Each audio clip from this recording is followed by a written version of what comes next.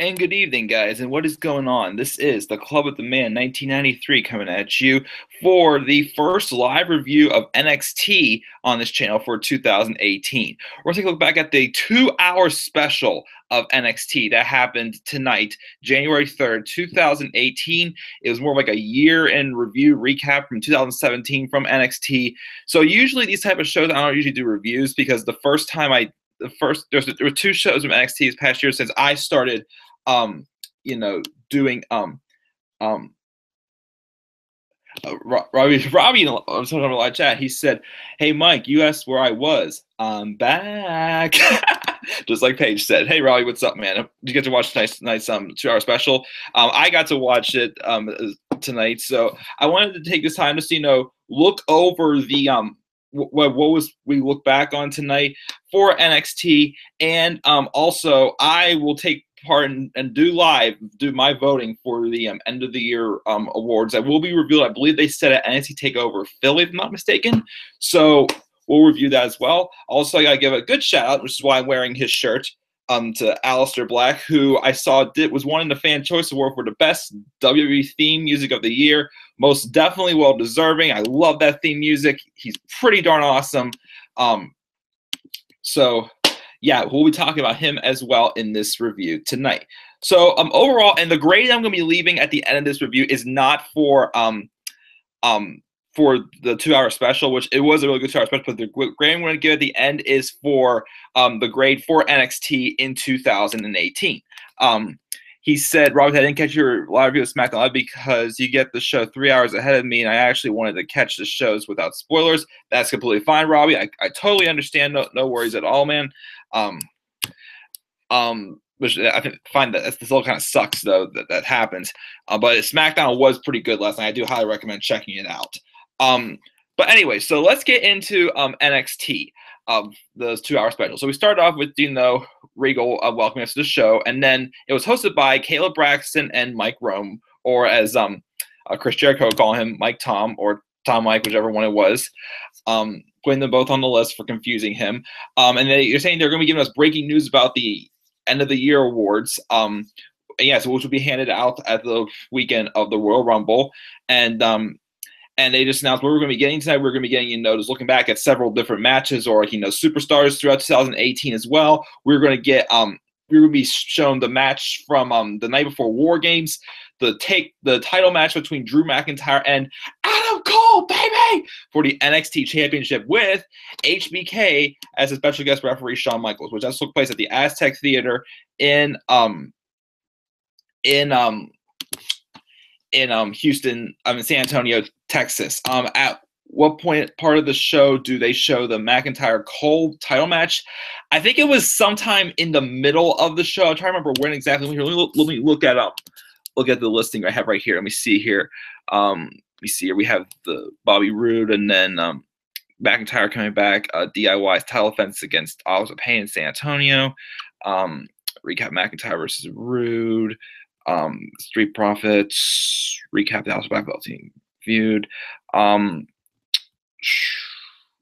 Yeah, it looks like it was somewhere like right in the middle of the show. I'd say probably in the first 45 minutes or so of the show. It took place right after, refresh my memory, it was showing the build to first it had the recap of the Black and Dream match at Takeover War Games in Houston, and then we had the build for McIntyre and Almost. My goodness, they have so many errors. Cage side seats. You have so many errors now, keeping so many things at Takeover San Antonio. Actually, you know what? I'm sorry to do this, Cage siders. I'm going to have to do this right now. But you know what happens when you have the wrong takeover listed multiple times in your notes for a review? You know what happens when you're listing as Takeover San Antonio instead of Houston or War Games or even Takeover Philadelphia? As you say here that McIntyre and Almost are going to be taking on each other at Takeover San Antonio. Cage side seaters, you just made the list.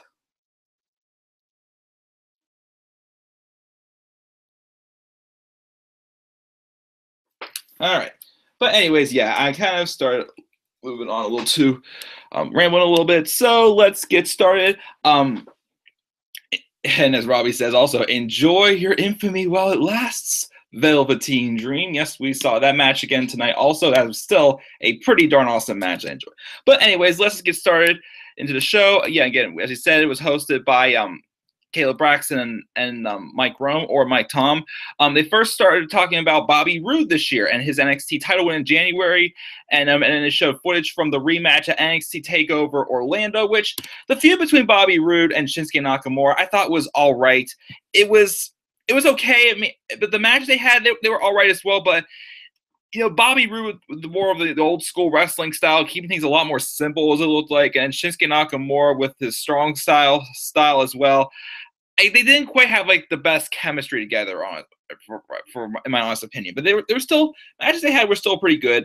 The history of Nakamura having the bad knee, and Bobby Roode was working on that knee as well. So it was an advantage for Bobby Roode as well, which got him to be, a solid NXT champion because, Shinsuke Nakamura wasn't going to be an easy person just to defeat.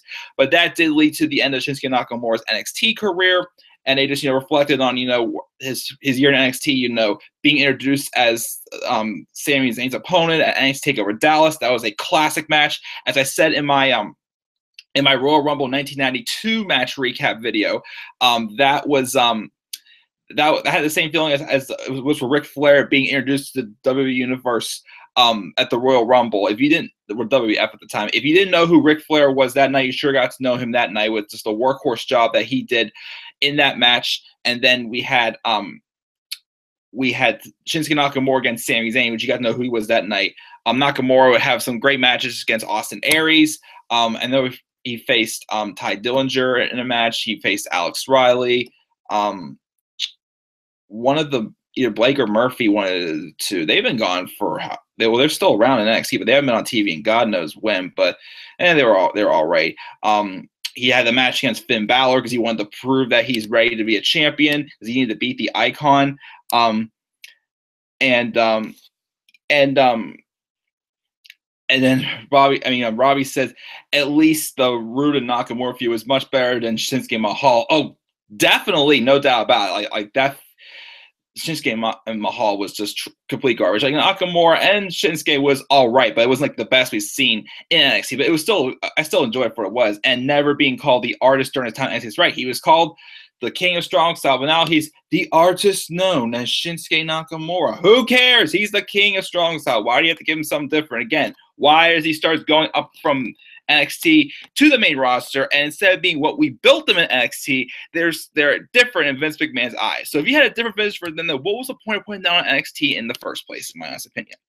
But yeah, that they would talk about that feud. Again, talking about also, Shinsuke's, farewell as well. Well, I tried getting back to also he had the feud with Samoa Joe, which that was good as well. It wasn't like it's like 5-star matches or anything like that, but that was still good as well. And then this feud with Bobby Roode, and he went on to SmackDown Live, where he's done all right, but could be doing a little bit better, I'd say, than he was. Then they talk about the return of Drew McIntyre being shown in the crowd as well, and saying that he was coming back to NXT, which we would get to talking about in his quest when he gets back to NXT after we talk about this. They also had highlights from DIY's title defense against the Authors of Pain from San Antonio. So at the beginning, it set the stage for later on when we would hear from Johnny Gargano talking about him becoming the #1 contender to the NXT Championship last week, which I'm still was so happy about because that long-term prediction I predicted is possibly coming true with him getting that title match. And Robbie's stipulation of if Gargano loses, he should leave NXT. Could still be added in. Like, I haven't heard any rumors about anything or anything, but it would be an interesting touch to add to this match at NXT. So we would see that. Robbie says, no NXT means no iconic duo, which makes me and Nigel McGuinness very happy whenever we see them. Because you just love some Catwoman and Poison Ivy, Robbie, don't you?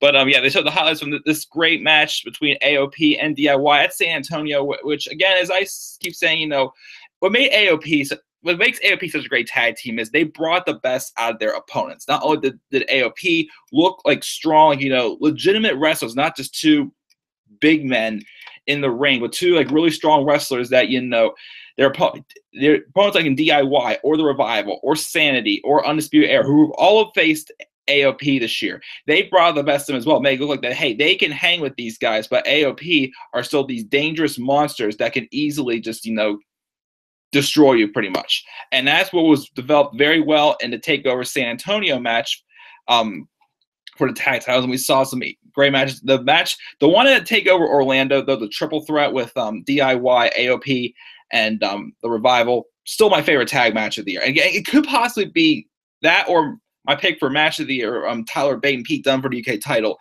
That triple threat match was definitely a possibility for the best match of the year altogether as well. But then of course the ladder match was awesome as well. So again, AOP just brought the best out of any competitor that faced them this year. And then getting back to and then we get back to Drew McIntyre recapping his quest getting back to the WWE after didn't work out the first time, but his quest getting back to NXT first and become the NXT champion at TakeOver Brooklyn, which the match they had was I definitely was not one of my favorites from this year in NXT. It was an all right match, but again, both of you guys have this old school style of wrestling that's just like a little bit like old pretty much for our generation, pretty much as wrestling fans. So I wasn't quite, I didn't blow out the water, but again, it made up for that by what happened after the match with the arrival of the Undisputed Era as well. But that match is all right. But again, it was like Drew McIntyre got some momentum down in NXT as well. So when he comes back from his injury, I don't know if he's going to stay down in NXT for a little while longer or if he's going to go back up to the main roster. If he didn't get injured, I think I heard rumors he was probably going to be in the Royal Rumble match this year, which I would have been completely fine with as well. Just hopefully he has a better shot than he did last year. Robbie says, Mike, I was so happy when Daniel Bryan made the WWE title handicap match at the Rumble. My idea came to the fruition, and I'm not even writing for WWE. That's good, Robbie. And again, I'm happy that also it wasn't a triple threat match. I didn't want to see two triple threat matches for the title at the Royal Rumble, but definitely interesting, having Kevin Owens and Sami Zayn in the handicap match against AJ Styles. I mean, who knows what could happen? I mean, this match though is all about is like tying in like what's going on, the friction between Daniel Bryan and Shane McMahon. So something's gonna happen with their intention to escalate at that match itself there.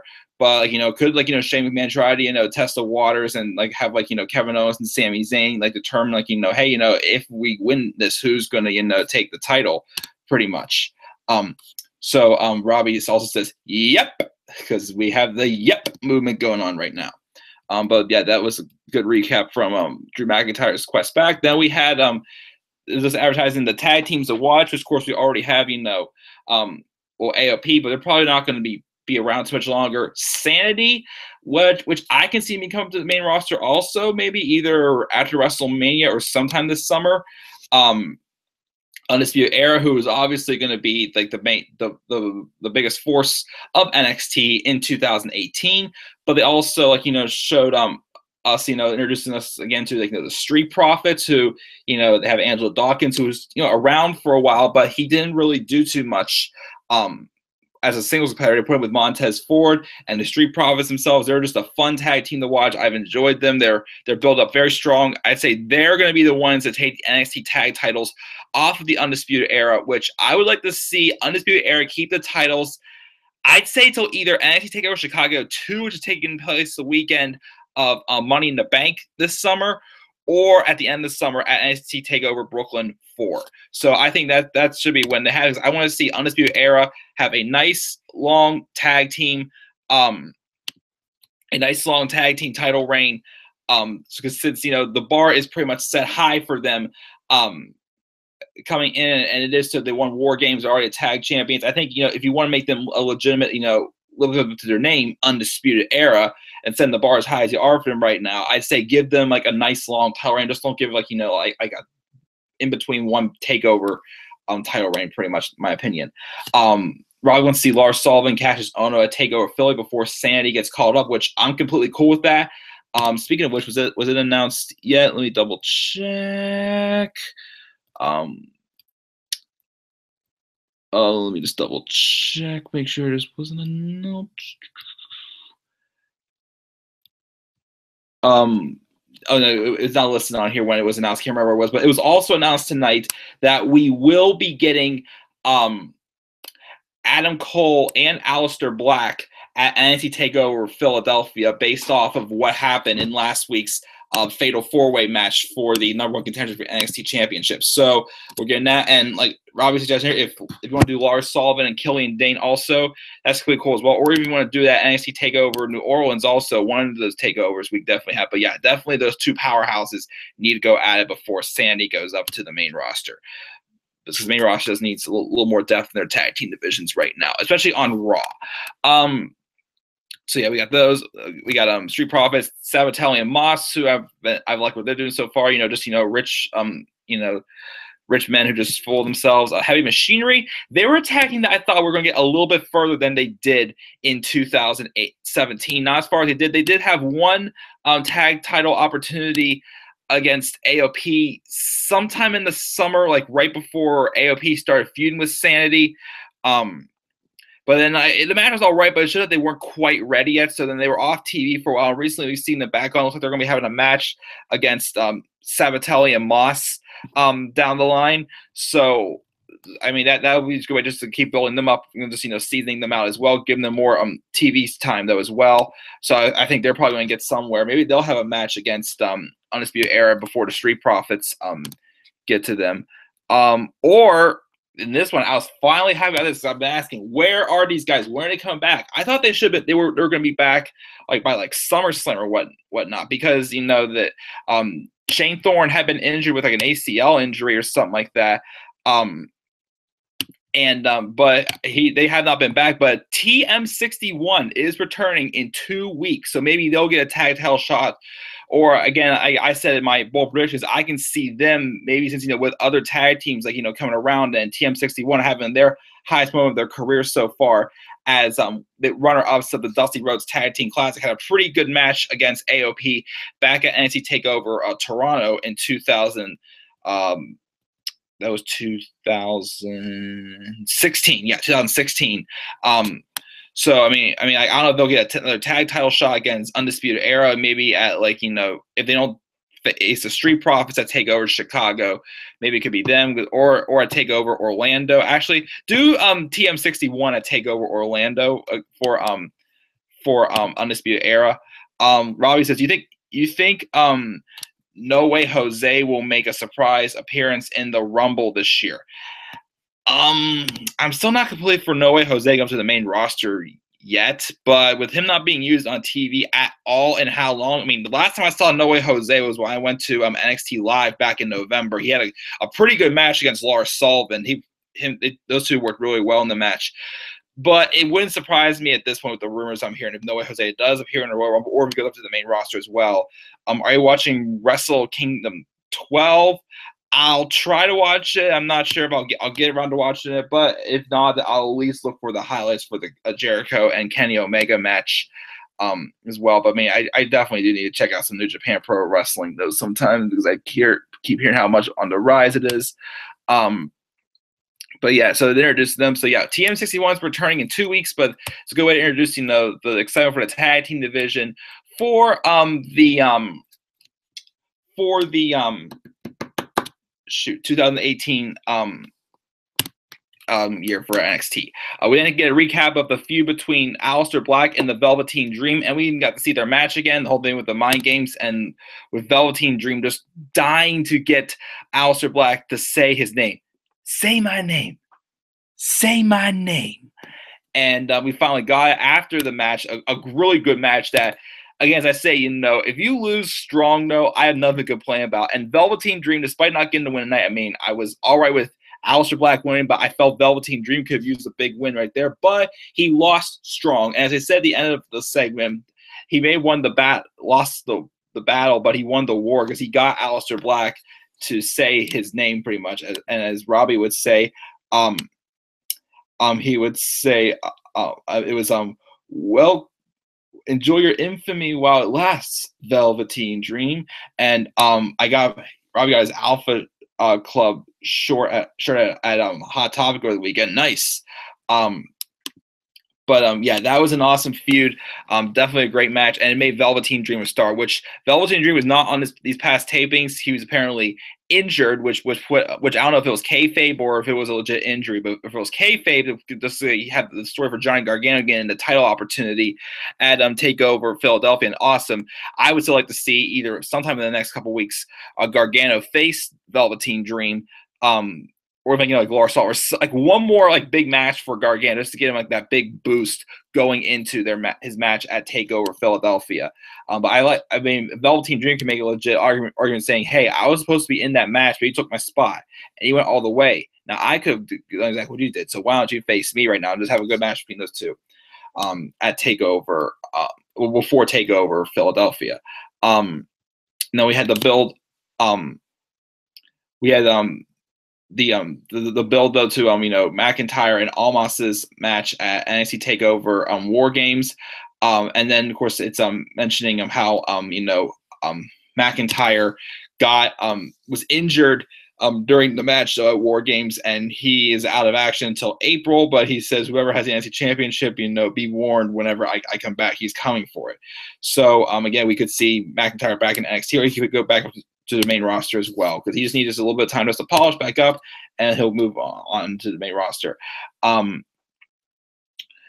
Imagine Aleister Black versus Pete Dunne for the UK Championship. Do you think Black would be the one to dethrone Dunne? Whew. Wow. That's a pretty bold one. I mean, if you want to do more than just have UK wrestlers wrestle for it, I mean, I wouldn't be opposed for it. It's tough because, like, I do think Aleister should be NXT champion at this point. But again, like, I really want to see Johnny Gargano be the champion going to take over New Orleans, because I just don't think anything's going to be able to top off him and Ciampa, which is why I want the title to be on Gargano. Or if Ciampa costs Gargano the title at Takeover Philly, I'm cool with it. But I just feel like, for the main event's sake, their match has to be main event. But Pete Dunne versus Aleister Black for the UK title, I mean, I'd be for it. I mean, if they want to treat the UK title like the mid card title for NXT, I'm cool with it. But that would be a very interesting match to see as well. That's a very good idea, Robbie. Hashtag please sign Robbie. Again, Robbie's trying to get into WWE. Please sign my good friend Robbie. But then we had we saw the match, Drew McIntyre and Adam Cole for the NXT Championship the night before NXT TakeOver War Games, and the showstopper, Shawn Michaels, was the special guest referee.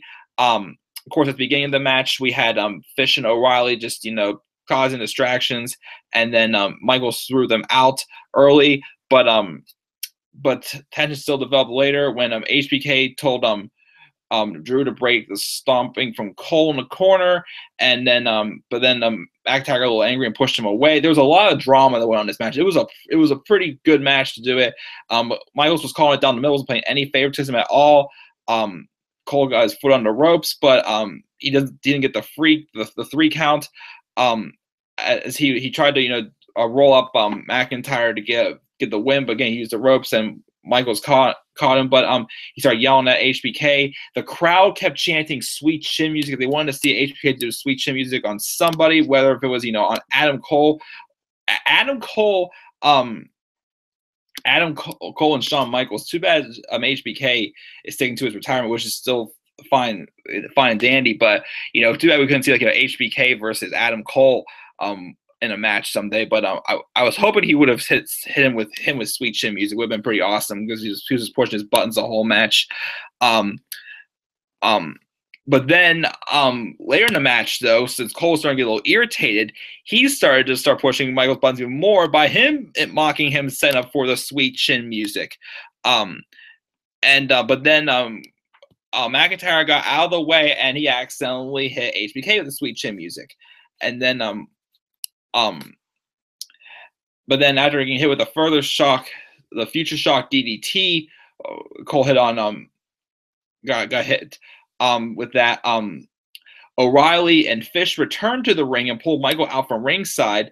And then eventually we had HBK then send a super kick to Kyle O'Reilly, and he got back into the ring, and then McIntyre hit a DDT, and then the Claymore to retain the title against Cole. It was a pretty fun match. I enjoyed with all the drama going on there, just the teasing for Sweet Chin music, because no one else, people see Shawn Michaels, they want to see some Sweet Chin music in general.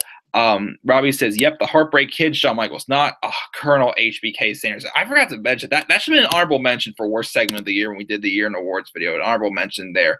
The HBK is Colonel Sanders, because why are you doing this? Just to advertise chicken. I have nothing against chicken, because I love chicken, I love food, but that's not meant for Shawn Michaels. But yeah, that was a fun match to see on the show. Then we had the recap of Johnny Gargano becoming #1 contender for the title at NXT Takeover Philadelphia, and then we had an interview with Almas and Zelina Vega, and they say that they're not concerned about Johnny's comeback story, and Vega continues to call him a broken man, just mentioning how they're just playing with his mind, and they know that he's still bothered by what happened with DIY. So he says he's going to lose once again, and almost will be 3-0 against Gargano at Philly. We'll hear again from Johnny Gargano in just a little bit. Then we had a recap also of probably one of the best things about NXT in 2018 is Asuka's run to eventually relinquishing the championship. At the beginning of the year when Asuka was champion, I'm like, okay, she's going to drop the title sometime this year. I thought the earliest was going to be Takeover Orlando against Ember Moon. I like the storytelling. I mean, the build for that was good, but I'm like, this needs a little more heat to it, something more to it. And I like the idea how they had, Asuka realized for the first time her title was literally in danger when Ember Moon said the Eclipse. She pushed the referee into the ropes, causing a distraction for Ember Moon to get knocked down. And then she would then hit the kick on Ember Moon to get the victory. And then during the Women's Battle Royal, for #1 contendership, Asuka became a little more cocky, saying how nobody is ready for Asuka at all. She runs Ember Moon's shoulder first to the post, which I believe she was actually injured in real life, Ember Moon. So it played in the story really well. So Asuka defended the title in a pretty good triple threat match against Nikki Cross and Ruby Riott with 1T at that time at NXT TakeOver Chicago, and it also led to a couple other more matches between Asuka and Nikki Cross. I think they talked about that on this show. The last woman standing match they had on NXT back in June or July. I can't remember which one it was. That was an awesome match. The second best women's match of the year, in my honest opinion. So then we had that, and then leading up to the big match at TakeOver Brooklyn 3, where I'm like, this is it. This has got to be where Asuka drops the title. She doesn't, but Ember Moon loses clean, and of course that's where we knew Ember Moon is literally the true main eventer. She could have beaten Asuka. She just came up short, but Asuka is just unbelievable. She is something completely different. She's not just another woman who just wins a lot. She made herself her own, and they made all those wins feel more important, and it felt different than just the way her winning back in 2016. So it was impressive, and I just love the idea how Asuka cemented herself as undefeated in NXT by relinquishing the NXT Women's Championship, because what else was there really to do? Who was going to beat her? At this point, Asuka literally beat her best competition. Just having somebody else come in and beat her on NXT would just not make it look as good, which is why I believe that eventually, not this year, Asuka needs to keep winning. In 2019, WrestleMania 35, have Kairi Sane be up on the main roster, and she could be the one to defeat Asuka, because it could be a story where how Kairi is like, well, you never got to face me, and you left NXT right when I was coming in. So let's see how this goes pretty much, and that could be when Kairi Sane beats Asuka for the first time, because Asuka's going to have to lose someday, but make that first loss mean something. And I think Kairi Sane can be the one to do it in 2019. Yeah, this is great there. And then, like it did for the NXT tag team division, we got our look at the women's division. We got the Iconic Duo, who, they had a great year as well, being built up as, just a great, stable as well, to, young, kind of like, if you're typical, high school clique, bunch of snobby girls, but they're very effective and always love watching them in the ring.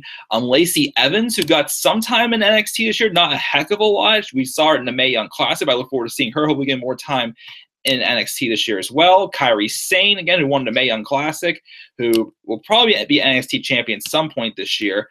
Bianca Belair, I want to see her in the championship feud as well. Vanessa Bourne, Shayna Baszler, and Nikki Cross. We have a good field of women there. We also have, they advertised Dakota Sai also, I remember, right after the Mae Young Classic, but she didn't show up. Note, they didn't point out Tainara Conti. Where's Tainara Conti? She does have a spot on the Superstars tab on NXT. I keep looking to see who else is going to be added soon. Hopefully they have more. But yeah, some may just need a little more polishing to do. But yeah, the rosters are pretty darn stacked. So this NXT Women's division should be even good as well, just like the tag team division is in NXT. We see also a flashback to what happened last week. Also, speaking of Shayna Baszler, when Shayna Baszler made her first appearance on NXT by sneaking from behind and choking out Kairi Sane on the stage as they were both staring down Ember Moon, saying they won her title. So Shayna Baszler, though, will be making her in-ring debut on NXT next week. We also got a recap of what happened in the November's War Games match between Undisputed Era, Authors of Pain, and Roderick Strong, and at that time, the NXT Tag Team Champions Sanity, which that was an awesome match. That was great to see. It was literal war. I loved it. I'm glad I got to see it for the first time. Then we had the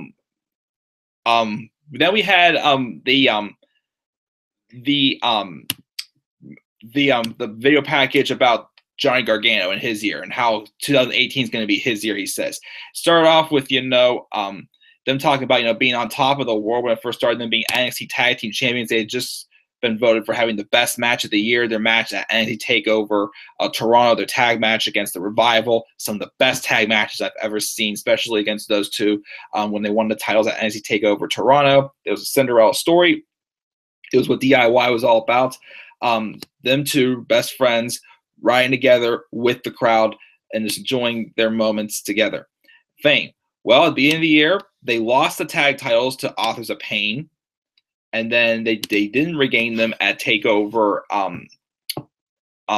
Orlando, and TakeOver Chicago came where they had their one-on-one rematch with them in the ladder match. And when that was the main event, I'm like, the turn's got to be happening tonight. It's going to be happening. The way they made that turn happen, making us feel that, it was a happy ending for, Gargano and Ciampa, they were going to go to the main roster or something like that with the graphic on the screen appearing. But then Tommaso Ciampa said, tonight wasn't our moment. It's my moment. And then literally you see for a split second, Gargano was like, what? Like he looked completely confused. And he just got smashed into the stage. That's where we began the beatdown. And then we had this, Ciampa explaining how, he was injured right before Chicago started injury. He was in the crowd. He knew that they were going to turn on him and think of him as an afterthought, and he knew Johnny was going to do the same thing. So if I'm going to be gone for a while, Johnny Wrestling will be gone for a long time as well. But Johnny Gargano came back saying, I need to put this behind me. I need to just be Johnny Gargano. Even better, I need to be Johnny Wrestling. And then he just went over a series of losses, some big marquee matches. He lost 2 big matches to Andrade Cien Almas, thanks to the distraction of Zelina Vega, which that feud is playing out really good because, Zelina Vega being on Andrade's corner has made Andrade even a lot more better as well. So both of them are winning in this feud big time. Andrade got the first 2 victories against them. Now he'll have the chance at TakeOver Philly. He also, I forgot about this actually point out, he also lost to Fabian Eichner a couple months ago also. So yeah, he was in a slump, but then as he says, being at NXT, it's all about getting one opportunity. And he got the opportunity to replace the Velveteen Dream in a match at against Cassius Ohno in the qualifying match. He got into the Fatal 4-Way, and he had a great show in there as well. Pinned Aleister Black to get the victory, and he's going to be going to take over Philly to face Almas to finally beat him and claim the NXT Championship. And this is actually also when it was announced also about Aleister Black and Adam Cole facing each other at TakeOver Philadelphia. Gargano he just talked about the whole plan about what all happened as well. So he's looking to be back on top of the world, make 2018 the best year of his life. And Johnny Wrestling, I hope you do as well. And then announced the end of the year categories as well. We have male and female superstar of the year, the overall star, breakout star, match, and takeover of the year. And we had some new ones. Well, the overall competitor was the newest one. Future star, rivalry of the year. So I'm going to vote for his live. But first, I got to talk about the last thing that happened on this show. Because let me tell you what. This was just, if you did not watch this whole episode tonight of this NXT recap show, please, besides the match between Adam Cole and Drew McIntyre, please go back and watch this. This was a really well told story about the rise of Ember Moon. And especially, with, things that, I have on my mind lately in my personal life right now, also, just, trying to, get to the next step in my life as well. This really made me just think a lot. It just hit me a lot. And it was just a really, great story to be told. It was long, but it was well worth watching the whole thing. Just no better way, really, to end this show than what we got here. Because at first, when I saw this coming next, I'm like, wow, shouldn't they have just talked about Ember Moon when they were talk about the women's division for what's to come in 2018? But my goodness, was this just a great story being told about Ember Moon. And it made me even more of a fan of our current NXT Women's Champion. So it talked about, her story.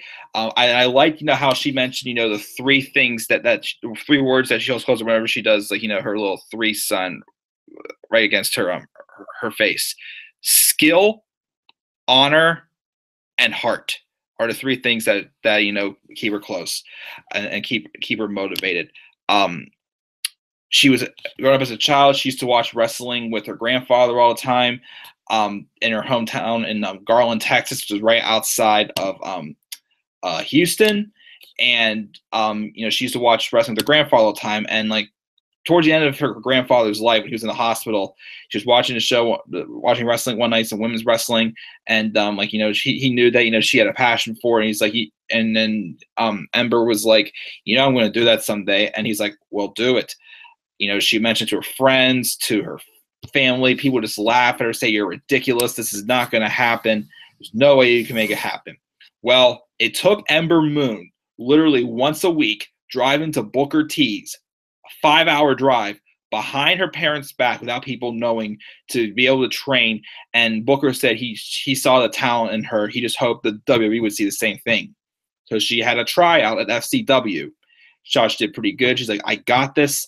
She literally got a letter in the mail that, no joke, it said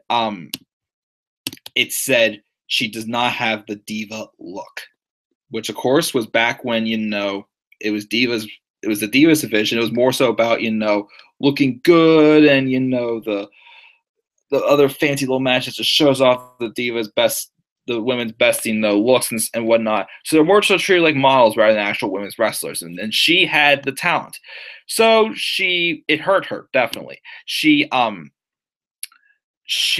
just traveled around the world. She went on different continents. She just was all over the place in wrestling, just do whatever it takes to get her, just keep her doing what she loves to do. And then one day, I guess she was in Florida at Universal, and she ran into Paige. And I guess Paige said something to her about, hey, you should try to come back. And she's like, nah, I'm not what they're looking for. And she said, they're not. He said, don't think that you are what they need. So she made a promise to herself that she was going to try again. And if she didn't get in this time, this was going to be her last year of wrestling. She goes to tryouts. She introduced her real life name, Adrienne Reese. she said she's one of the trainers there who have been interviewed a couple of times. I mentioned, even though he said after the first time when she didn't get in, there was a don't give up. I see all the potential in you as well. I'd say definitely come back in sometime. He said she'll be even more confident, a lot more crisp in the ring and whatnot. They were more impressed. And Ember said they were separated into 3 different groups. And then the group she was in, they taken aside, they said, you guys were the lucky group, and they were all signed. Ember did not appear on live television for NXT until her debut at NXT TakeOver Brooklyn 2, where she faced Billie Kay and had a really good match. Even that night, I saw the great potential in Ember Moon. I'm like, this is a woman I think we're going to beat Asuka by next year.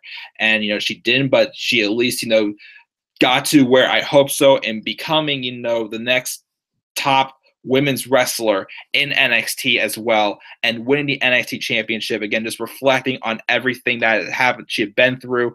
And it just reflects on everyday life. You could dream big, and people can easily put you down about dreaming big as well. You can, it may be tough for you to think, I can be the very best. Sometimes you may say, I'm only as good as I feel I am. Well, Ember Moon did not want to believe she's only stayed on one level. She wants to get as high as she possibly can. And I just really fell for that story as well. Because as I've said several times, I've always felt like, I'm not the type of person, I'm not going to be like, I mean, I'm good at what I do, but I'm not like, the big stud on walking down the hallway every single day. But, I work my rear end off. But someone like Ember Moon inspires me, and I'm sure a lot of other people, to even push hard. Don't be afraid to dream big, and just to, go out there and do your best. I really became more of a fan of Ember Moon after this video package tonight. Just a really great story to end this 2-hour special of NXT.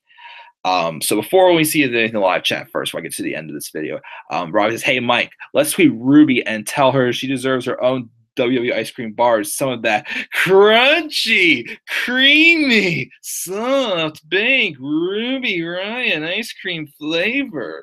You know what? I actually will tweet her that right now. Well, I'll say, Ruby, you deserve your own ice cream bars. Let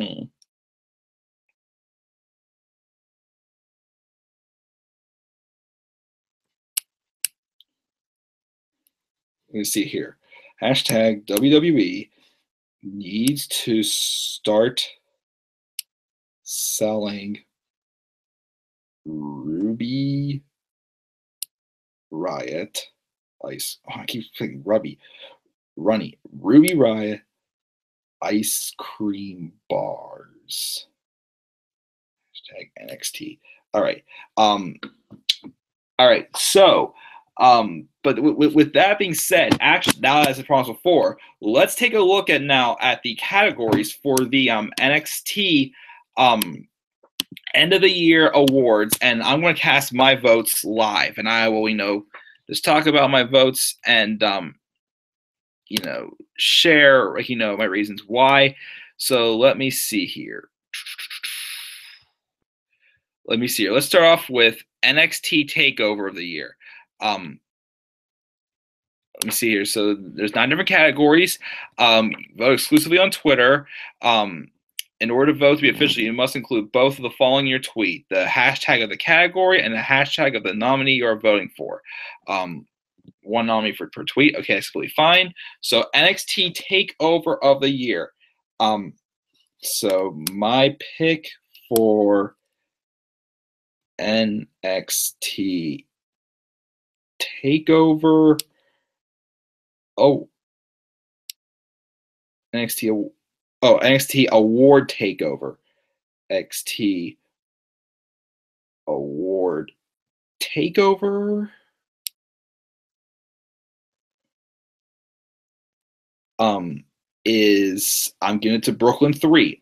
Again, that episode, I mean, it was either that one or Chicago, but NXT TakeOver Brooklyn 3 just had all these awesome matches and some great storytelling. Again, starting with the feud between Johnny Gargano and Andrade Cien Almas with story of Andrade trying to take advantage of giving him momentum as well going, and with Zelina Vega just by his side to help him to focus, and Vega playing the mind games with Johnny Gargano with what he's been going through with Tommaso Ciampa, and then we had the great tag match between Sanity and not necessarily and AOP, and Sanity pulled off the win. Surprisingly, it was also to me the breakout match for Alexander Wolf, because he had been seeing probably like the third wheel of Sanity for a while, but that match showed that he can play the game with anybody as well.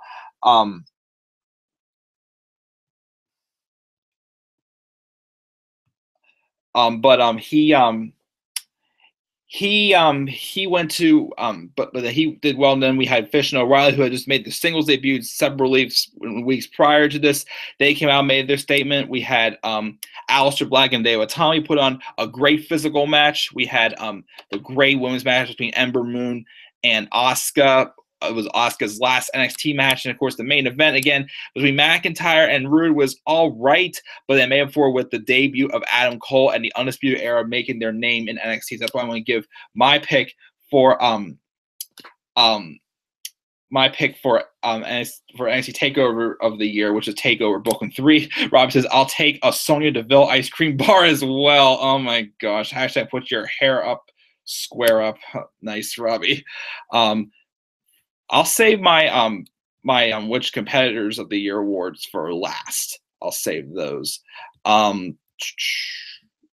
me see here. Overall, I'll save those for last. The tag team award, I'll save that for last. Individual, I'll do individual last, but individuals like MVPs of each one last, like best male, best female, and best overall competitor. The NXT Tag Team Award definitely to me will go to the Authors of Pain, because I feel the Authors of Pain, as I said before, were just great, legitimate big man tag teams. A big man tag team. They brought the best out of their opponents. Yeah, they didn't do quite as much in the second half of the year. Well, after they lost the titles to Sandy, I take over Brooklyn 3. But again, I think they're the best thing going. The Revival was one there briefly. Sanity didn't do too bad either. Had some good matches as well, but they were also involved with the feud. But Eric Young and Roderick Strong helping them put them over as well. Which nothing wrong with that, but that hurt them a little bit. Undisputed Era wasn't there long enough, and DIY. Only lasted so long. Also, that's why I will give this to Authors of Pain. NXT award tag team goes to Authors of Pain. They got my vote there. So the next will be the NXT Breakout Star of the Year. We have a bunch of good choices here. We have Lars Sullivan, Velveteen Dream, Ruby Riott, Sonya Deville, The Undisputed Era, Andrade Cien Almas and Zelina Vega, and Aleister Black. Well, all these guys have great potential. Undisputed Era is a great unit together. Ruby Riott had a great showing with her time down at NXT as well. Sonya Deville could have used a little more polishing. She was all right. Andrade Cien Almas, he improved a lot. He was still kind of more of a veteran, I felt, in my opinion. I'd give it to him, and Zelina Vega helping him out. Velveteen Dream had his has showed his spurt as well at Takeover War Games.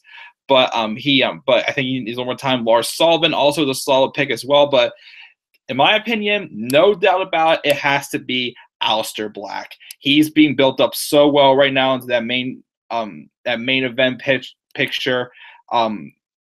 He only suffered his first loss with being pinned by Johnny Gargano in the Fatal 4-Way last week, but he's been built up very well. He had a great debut match against Almas. He's had a couple other good matches here and there. He had a great match at Takeover Brooklyn with Hideo Itami. Actually, he had another good match, I remember, on an episode of NXT right before Takeover Brooklyn 3 against Cassius Ohno, I remember. He had another good match against Adam Cole, Velveteen Dream as well. So he's had a great year, is no doubt about it? Hashtag Alistair Black. Someone I'm surprised I was not put for the choices on this list was Roderick Strong. He's another strong contender also. He actually has gotten some title shots this year as well. He came on last year, like right at the end of the year, as Austin Aries' tag team partner in the Dusty Rhodes Classic, and he did all right, but he wasn't really too developed yet. But he really developed the character big time this year. So yeah, I'm still surprised. I'm surprised they didn't put Roderick Strong on this list at all for choices. Future NXT Star Award. Let me see here. This is gonna be a tough one. Street Profits, Heavy Machinery, Shayna Baszler, Kairi Sane, Fabian Eichner, Cesar Bononi, Leo Rush, Bianca Belair, and Lacey Evans. I'll give this one to Kairi Sane. See her becoming NXT champion this year, and really, making it feel very, prestige and whatnot, as Asuka did. I think she's gonna be one of the biggest stars of this year. Is Kairi Sane. So it'll be Kairi Sane for that award. NXT match of the year. We got Gargano versus Almas at TakeOver Brooklyn 3. That was a good match.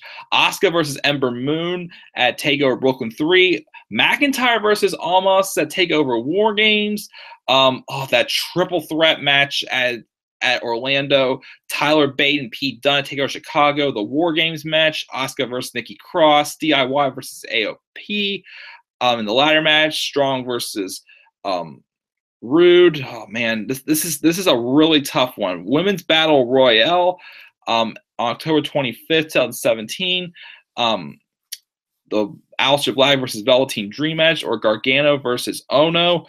Oh, this is a tough one. It's either, these are all good choices. It's between either Bate and Dunn or the triple threat tag match.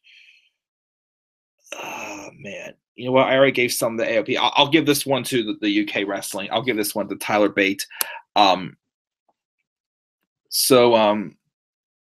NXT award match is Bate versus Dunn. And that vote is in. That's a done deal. So yeah, let's see what else we got here. The NXT rivalry of the year. We have Nakamura versus Bobby Roode, Ember Moon versus Asuka, Tyler Bate versus Pete Dunne, Sanity versus Undisputed Era, Aleister Black versus Velveteen Dream, Cassius Ohno versus Dave Tommy, or DIY versus the Authors of Pain. Oh man, tough one. Let me see here. Not Nakamura and Roode. Moon and Asuka is definitely a choice. Bate, Dunn, yes. Undisputed Era and Sanity, meh, not quite. I mean, it's good, but not one of my final three. Black and Dream, yes. Ono and Itami was all the build. Wasn't like it was good, but it wasn't like like stellar. DIY versus AOP. Oh man, it's either gonna be Moon and Asuka, Bate and Dunn, or Dream and Black. Let's go with Moon and Asuka for this one. I'll do that. NXT award rivalry. I spelled rivalry wrong. Rivalry is Moon Asuka. We got that one. All right, so now we have just the male, female, and overall competitor awards. I will go with my overall competitor first because one of the choices is going to actually pretty much surprise all of you. Overall competitor, we have either Bobby Roode, Drew McIntyre, Aleister Black, Andrade Cien Almas, Roderick Strong, Asuka, Ember Moon, Nikki Cross, Ruby Riott, or the Iconic Duo. Of course, the best thing about NXT, as I said before, is definitely Asuka. So Asuka should get NXT award overall is definitely Asuka, because Asuka was the best thing on NXT this year with her, the MVP, the biggest star on the roster. I felt, in my opinion, the story of her building up that undefeated streak. I'm giving it to Asuka. For male competitor of the year, this one's tough. You see, I could give it to Bobby Roode. He wasn't on NXT the whole year. I could give it to Drew McIntyre for him, his comeback story. Aleister Black had a comeback year. Andrade Almas or Roderick Strong. I'm stuck between Bobby Roode and Roderick Strong on this one. Let me see here. Who shall I go with? It's one of these two, Bobby Roode or Roderick Strong. You know what? I like Roderick Strong, but I'm sure he's going to get the higher level still. Bobby Roode got to his highest peak, so I'll give this one to Bobby Roode. NXT award male is absolutely glorious. Hashtag Bobby Roode. And finally, I left my female competitor of the year for last because, this one seemed pretty obvious at first that it had to be Asuka, which I do agree. Asuka was the best female. Of course, she's the best overall. But especially just after the feel I got from that video package, I mean, giving Asuka the overall competitor of the year was, like the top thing, is she was just something else. She's not even, I put it away, Asuka's completely different altogether. So I got to give this to Ember Moon. The story of her building up into the star that she is, especially after seeing what I just saw, I got to give her some type of credit. So, again, Asuka's overall competitor of the year, but just for female in general, I'm giving it to Ember Moon. Ember Moon. So there are my vote. Oh, shoot, I messed up on that tweet. Let me fix that. NXT award. Oh, man, I'm messing up big time tonight now. NXT award female is Ember Moon. Sweet. I have 2 notifications on Twitter. Robbie says on Twitter, so Mike and I agree Ruby Rod deserves her own WWE ice cream bars. And hashtag when Ruby wins, we riot. Yes, indeed. Let me see here. Robbie says, even though she was called up a little too early, Ruby should have been brought up as a face who could have befriended Charlotte and then eventually challenged her for a title after being built up. Yeah, that's possible as well. I mean, let's be real here. Why would you build Ruby right up as like a strong baby face and bring her up as a heel and then have there's no reason, in fact, just trying to make a statement? It makes absolutely no sense with the Riot Squad. That's unfortunate. But yes, thank you guys again for tuning in to this live review of NXT. It was more so just talking about, reviewing the year in NXT as well. And if I can give NXT overall a grade here, because I'm not going to be giving a grade for the show in general for this show, because it was just a recap special. But that was awesome. But if I'll give a grade for NXT for the whole year. I give it an A-. It started off, good, but not at its highest peak as it was in previous years, still building back up. But once after NXT Chicago hit, it was right back up to par from where it was. So that's why I'm gonna give it an A-. So what grade would you give NXT for the whole year? And also, make sure to cast your votes as well for the end of the year awards for NXT. Those will be presented at NXT TakeOver Philadelphia. So forward to seeing who wins those. I'm glad I got to cast my votes in as well. So leave your thoughts down in the comment section below. And thank you again, Robbie, for tuning in to live chat. Be sure to click that like and subscribe for more content to come on this channel. Make sure to follow me on Twitter as well at DemandAirboy93. And to stay tuned for more of my Retro Royal Rumble reviews. I think I'll try to do one more tonight before going to bed. And that should be up probably in the next hour or two as well. So thank you guys again for tuning in. Also, congratulations again to Aleister Black for being voted as for the best theme song of the year. definitely well deserved, especially that entrance at NXT TakeOver Brooklyn 3 still gives me chills these days. One of my favorite entrances I've seen so far. But yes, thanks again for tuning in, guys. I'm checking out. And until then, have a great night. My cursor. There you go.